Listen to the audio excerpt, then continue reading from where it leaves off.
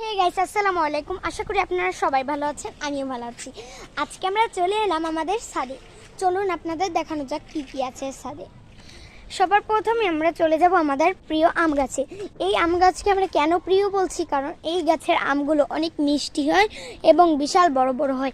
কিন্তু এই আমের স্বাদ আমরা বেশিক্ষণ নিতে পারি না, বেশি দিন নিতেও পারি না, কারণ এই গাছের সব আম শেষ হয়ে যায় আর তাড়াতাড়িও এই আম গাছের আমগুলো পেকে যায়। আর টক থাকলে সেই।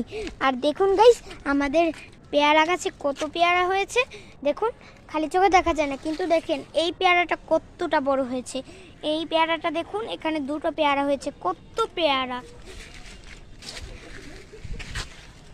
হ্যালো গাইস, আশা করি আপনারা আমাদের ভিডিওতে লাইক এন্ড সাবস্ক্রাইব করবেন। প্লিজ গাইস, আমাদের ভিডিওতে এখন 1 মিলিয়ন সাবস্ক্রাইবার হয়নি। প্লিজ আপনারা